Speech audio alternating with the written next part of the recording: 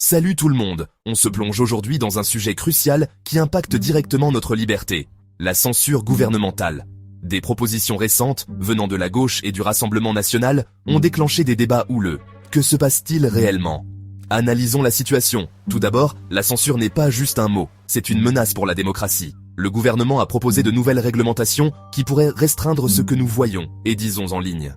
Ces propositions prétendent lutter contre la désinformation et les discours haineux. Mais vont-elles trop loin? Regardons la proposition de la gauche. Elle vise à créer des règles plus strictes pour les réseaux sociaux, exigeant qu'ils suppriment rapidement les contenus nuisibles.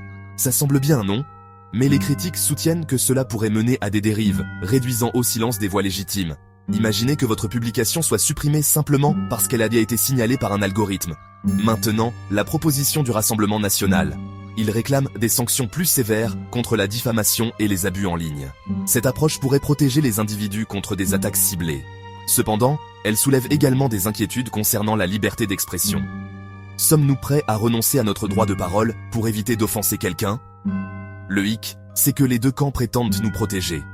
Mais à quel prix? Sacrifions-nous nos droits fondamentaux au nom de la sécurité? C'est une pente glissante.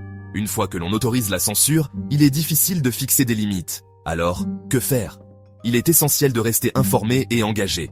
Remettez en question les discours, posez des questions et exigez la transparence. Notre liberté en dépend. Merci d'avoir regardé, poursuivons cette conversation dans les commentaires. N'oubliez pas d'aimer, de partager et de vous abonner pour rester au courant des enjeux importants. À la prochaine, et restez vigilants.